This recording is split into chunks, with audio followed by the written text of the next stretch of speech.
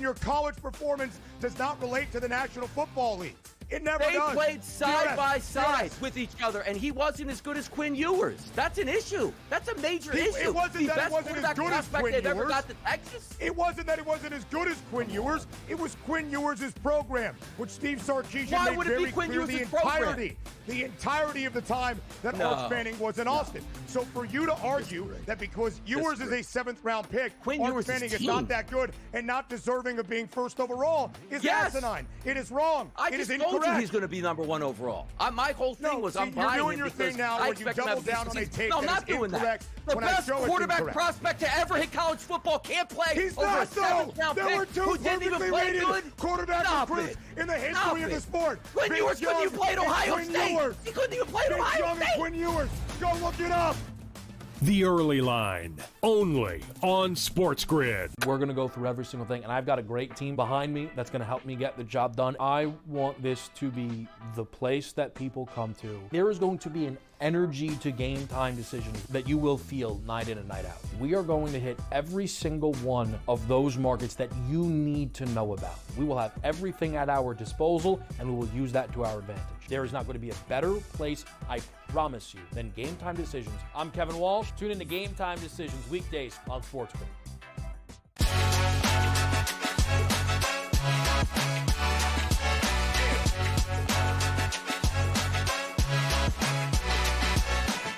Lots of questions ahead for the NBA's Eastern Conference this offseason. Plus, does Pete Rose deserve to be reinstated?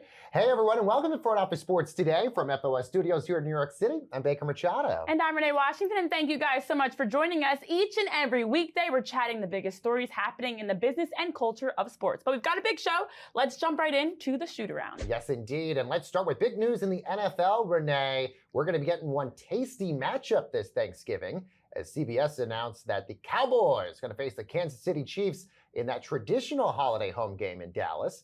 This comes ahead of the NFL announcing their full schedule of games on Wednesday night. So, Renee, this means the Chiefs not only are going to be playing on Thanksgiving, but also Christmas as well. So every holiday starts with the Chiefs, I guess. Yeah, we may not know where Aaron Rodgers will be playing this season, but we do know where I'll be sitting as I'm eating my turkey, booing the Cowboys. Now, I will say this is two of the most watched teams in the NFL. Last season specifically, of course, the Lions had the highest viewership, but the Chiefs and the Cowboys were right there, 2 and 3. Cowboys were tied with the Ravens for 3rd.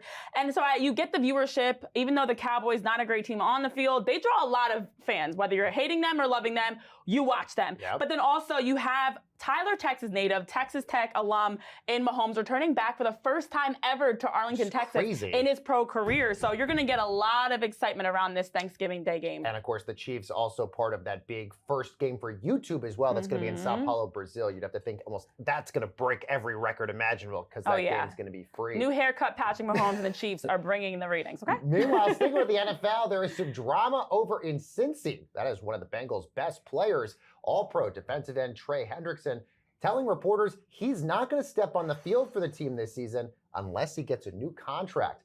Head coach Zach Taylor told him apparently that he would be fined if he doesn't appear during minicamp, and that starts in just 4 weeks. So Renee, Hendrickson says the lack of communication, which we hear that often with Bengals players from the team, about his new deal has now turned personal because of all of this. Yeah, he even said that text message from Coach Zach Taylor made him think they're not in a rush to get this done before that mid-June date they have to report.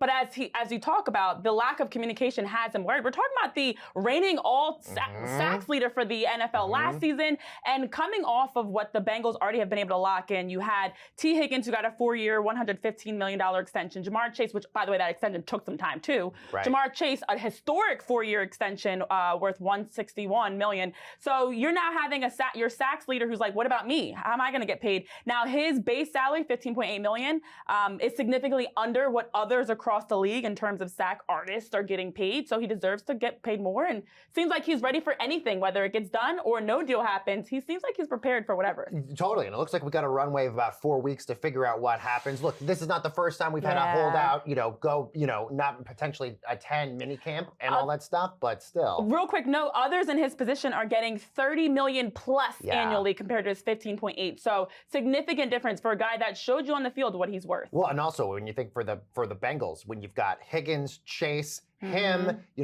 quarterback Joe Burrow. There's a lot of big contracts on that team already. Exactly. All right, meanwhile, we now know who won't be buying the NBA's Portland Trail Blazers, and that's Nike co-founder and Oregon mega donor Phil Knight. He says that while he had made an offer to buy the Blazers a few years ago for about $2 billion, he's no longer interested in getting the team. The estate of current owner Paul Allen says that they plan to put the Blazers up for sale. Forbes lists the team value at about $3.5 billion. That's about 22nd in the league, but it makes you think, if Phil Knight's not going to buy the Blazers, I mean, who else is that legendary in Oregon that would even want them?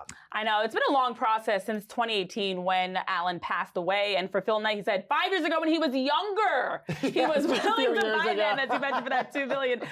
So it is interesting. This is a team that back in '88 was worth $70 million. Obviously, that's jumped substantially over the decades. And it's just been an ever-wondering question of, like, what's going to happen with the Trailblazers. Of course, it is important to note, with all this about them being up for sale, the Seahawks, we're still not sure the timeline for them. And then also even for the 25% stake that the Allen family has, their estate has, I should say, in the MLS Seattle Sounders, no mention of that. So it honestly just leaves us more questions than anything around what's going to happen for Portland. And unfortunately, on the court, they're dealing with issues of what's going to happen with their future, but also financially of who's even going to own them. Yeah, and like we see with a lot of, especially tech billionaires, Paul Allen's estate wants all of that money from the sale of the Blazers to go to his philanthropic it is one of the largest efforts. estates in American history, so not easy to figure out the planning around that, but we'll stay tuned on that one. Meanwhile, the NBA Eastern Conference heading into the offseason, we're learning a little bit more about the extent of Jason Tatum's injury. That is, the Celtics are on the brink of elimination against the Knicks.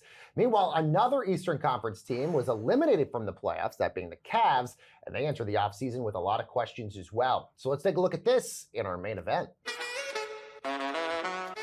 So, Renee, obviously a lot of uncertainty for the Eastern Conference next year. Obviously what the Celtics and even the Cavs now are going to look like. Plus, where does Giannis go in all of this? But let's start with Jason Tatum. He had successful surgery on that ACL tear yesterday. We knew that this was going to be a very big deal for the injury for next year because it likely is going to sideline him for most, if not all, of next year. And the Celtics are entering the offseason with a lot of questions of big salaries on their roster. And now we know the Cavs probably are entering in the same position. Yeah, Achilles tear at that, not ACL. Achilles is such a terrible injury to recover from. You've got Tatum, who's on that $315 million deal with the Celtics through 2030. And now your superstar, who was top 5 in MVP voting this year, is out for, forget just this playoffs, but probably most, if not all, of next season as well. So it definitely leads you to wonder, you just signed into the richest contract in NBA history when it happened, and now he's not going to be on the court. And so I know there's been a lot of questions, especially off of Damian Lillard's Achilles, and now you've got Jason Tatum,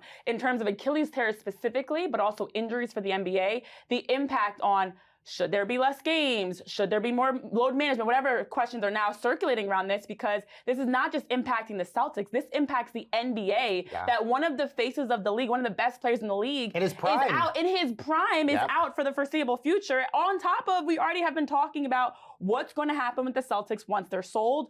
Officially, will they blow up the roster? It just leads to way more questions than anything, because this now has us thinking, and I know we've heard reports coming out, Shams being one of them, that multiple moves are expected for the Celtics, including possibly, I don't want to jump the gun here, a trade with maybe the Spurs for that number 2 pick.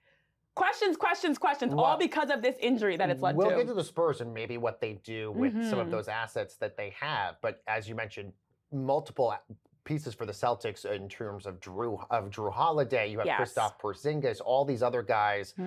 With, as you mentioned, the sale, almost $6 to $7 billion. Does the new owner want to take on all of those numbers? But let's also go to the Cavs here, because the number 1 seed also enters in the offseason with a lot of questions. They will have the second or third highest, I think the third actually, highest payroll after the Suns and the Celtics heading into next year. They're $27.3 million over the 2026 luxury line, and that's only with 10 players. So that means you have all these other guys like DeAndre Hunter, who might become the most expensive 6th man on the roster. You're also already guaranteeing almost $50 million to Donovan Mitchell, $40 million to Darius Garland. Evan Mobley, because of Defensive Player of the Year, now goes from an $11 million salary to $38 million.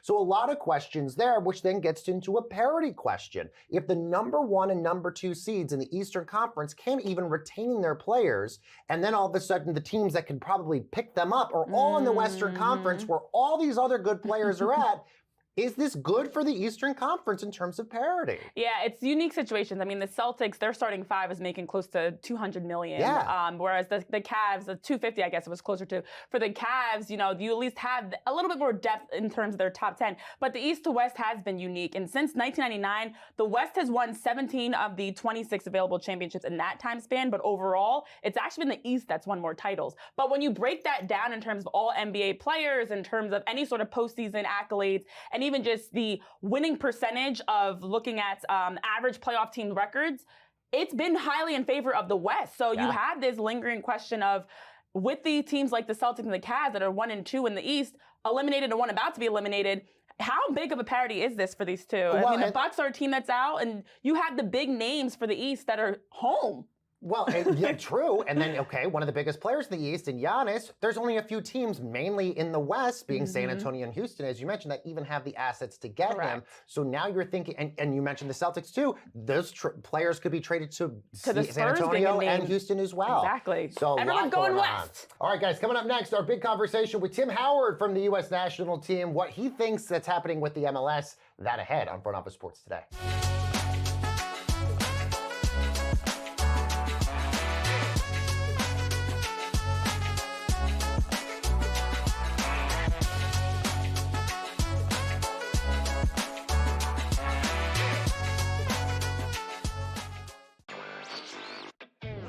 Still underdogs at home, on the road, and all of these games. It's time for people to start understanding it's a legitimate team that has a chance not only to win the series against Cleveland, but also maybe even go all the way to the NBA Finals. I think a lot of the focus has been on why the Cavs have not played particularly well.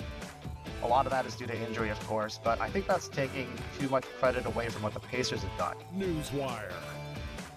Only on SportsGrid. Malaysia Fawali, who you guys know I am a huge fan, has decided to switch allegiances and stay in league. And now she's going to go play for Kim Mulkey. Her, Flau'jae Johnson in the backcourt. It's going to be interesting to watch. You wonder sometimes with roster construction, maybe too much is not too good. Betting above the rim. Only on SportsGrid. Jason Tatum underwent surgery to repair a torn right Achilles tendon. That is obviously a season-ending injury, and that's long rehab. You're talking that's a year. That's a year. I don't wish that on anybody. I don't. I hate that Achilles, knees and ankles. I don't like talking about them. I've said it a million times. But screw the Celtics. Pharrell Coast to Coast. Only on SportsGrid. Two guys that can do it all. Too much electricity this morning. This is a good time. We're having a lot of fun. I had to do a triple take. Ka-ching! Why?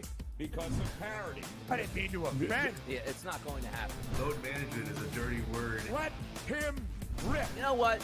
Circumstances provide the results. What? How do you do this once? Oh, Donnie, you got such a good show there. A network that is booming. The Early Line. Only on SportsGrid.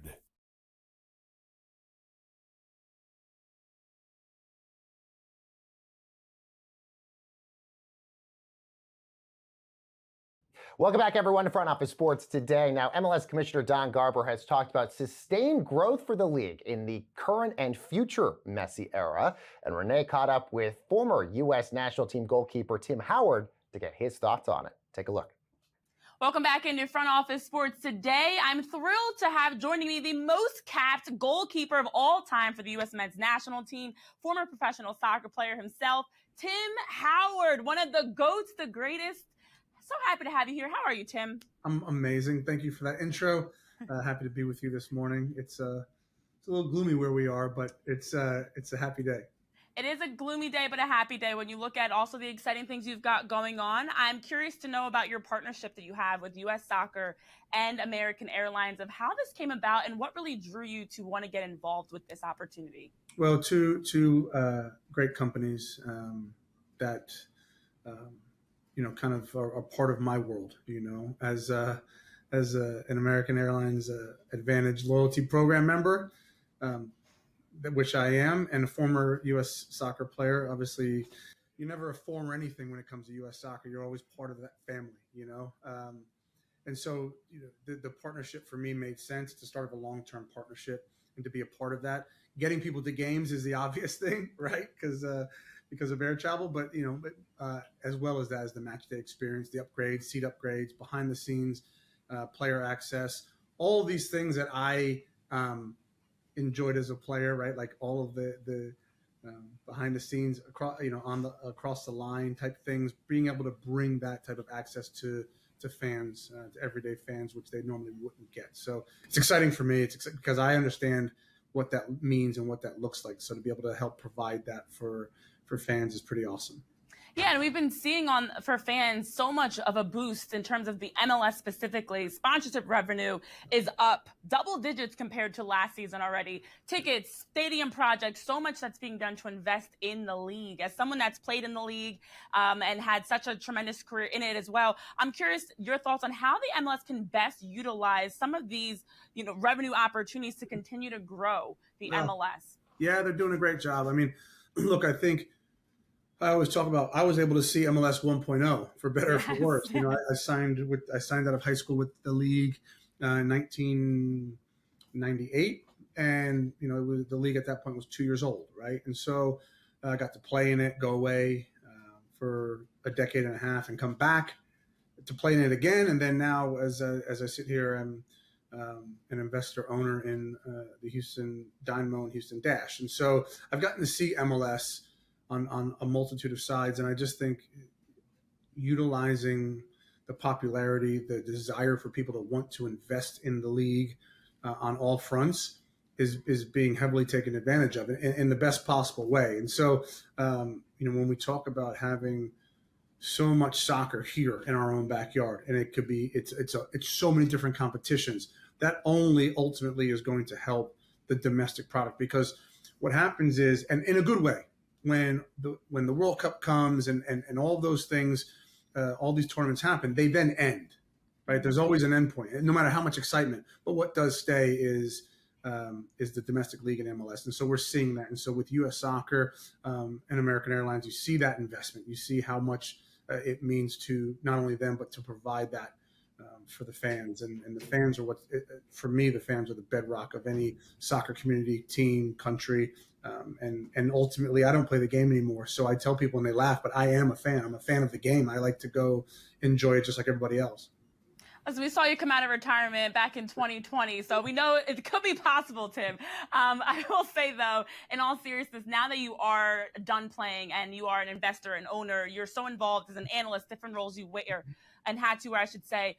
When you look at the next generation's opportunities for development, what do you think really is the best pathway? There's been so much rolled out, starting even on the youth soccer side, to try to get the pathway to the pros a little bit easier in that sense. What do you think realistically needs to be done to help in the development of especially youth soccer, but also just soccer in general within the United States?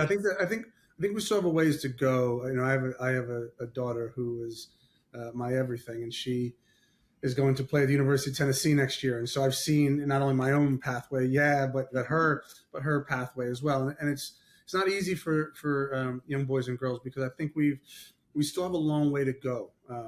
Loads of kids play soccer. I mean, more kids play soccer in this country than any other sport. And there's a lot of money going into it, but it's not always done in the right way. So from an infrastructure standpoint, we have to get better at the grassroots level. We need to invest in better coaching. But ultimately, again, my part in that is the money's there. The money's there, the hunger is there. And so we just have to continue to tweak it and mold it and shape it, because we have incredible athletes in this country, as we know, and there's a desire to play the game of soccer. Most of my friends who are former professional athletes that play football and basketball, they're pushing their kids into soccer. So the desire is there for the game of soccer. So we need to keep getting better. So as you mentioned, to create that pathway to the professional level, because it's there. Definitely. And as we wrap up, last question I have for you in this final minute. In addition to being a proud girl dad, being an investor and owner, even your partnership with American Airlines, what's next for you on the business side? I feel like you've really diversified your portfolio. Anything else in terms of business ventures, Tim, that you're looking to get your hands into? Probably a few that are at the early stages that I can't quite mention yet. But I think certainly in the private equity sector, there's a lot of growth, a lot of excitement around the game of soccer, and people are willing to put money towards that because they understand it's a smart investment. So with my experience in the game, both as an analyst and a former player and owner, I think I have, I've had a bunch of conversations surrounding what that looks like and investment through private equity funds into the game. And so, it's certainly a path that I'm looking to go down even further, and I'm already a bit down that road. So I'm excited about it. I'm excited about the game of soccer makes me really happy and excites me. But to see other people hungry for it, that's where the true passion lies. So basically what you're saying is we'll have to have you back on once that news becomes a little bit more official. So Absolutely. Anytime I'm on, for sure. All right. Well, Tim, thank you so much for jumping on to talk about all the great work that you're doing, and even just your thoughts on the growth of the game, because you're one of the greatest to ever don the red, white, and blue, to play in the MLS and to play internationally. And such a pleasure to have you on to weigh in on the growth of soccer as well as your partnership with American Airlines. So Tim Howard, thank you so much for joining us. Thank you for having me. All right, our thanks to Tim Howard for joining us. And coming up next, should Pete Rose have been reinstated after a lifetime ban? Renee and I play a little game of buy or sell. That's next.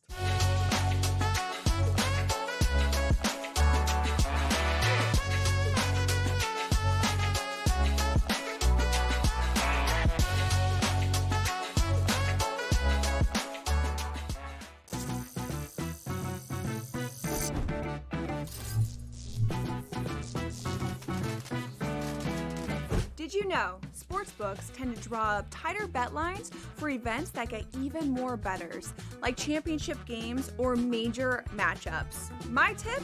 Try betting on less popular sports. You might have a better shot at beating those odds. Now, go get lucky. See you in Las Vegas. Let's get lucky. They've won 7 in a row. They've been dominant at Citi Field. Lindor's been insane. Pete Alonso's been raking. Griffin Canning, David Peterson, those guys have pitched really, really well. And when you put it together with that lineup, especially like you said, Lindor's been great. They've got the makings of something very special in Queens. Pharrell, Coast to Coast, only on SportsGrid. Derek Carr has called it a career after 11 NFL seasons. I think they knew before the draft that they had to make a move at this point. And by the way, Derek Carr did have a pretty good career. Made as many Pro Bowls as Eli Manning. So based on that, he should go to the Hall of Fame like Eli Manning. Well, Eli Manning does have a couple rings at that point, but always wants to take a shot at Manning, who should not actually be in the Hall of Fame. Shouldn't be questioned, an under 500 quarterback for his career. Stop the man. The Early Line, only on SportsGrid. The game is on. The stakes are high, but the action isn't just on the field. He's rearranging that ring. Get it inside! SportsGrid's in-game live. Your ultimate second screen experience. Just a little flyer, couple of 18.5 point live line. Every prop, every play, every day. Anything can happen. It's complete chaos. It's smarter to be on SportsGrid.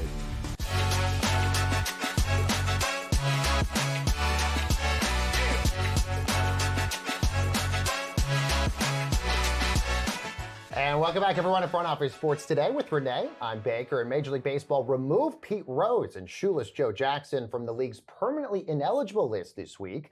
That after they were banned for life for gambling on the game. Now, the historic decision by Commissioner Rob Manfred says that Rose's lifetime ban ended with his death and would finally allow him to be considered for induction into the Hall of Fame. But obviously, there's a lot of controversy surrounding this. So, Renee, buy or sell, lifetime bans should expire when you do.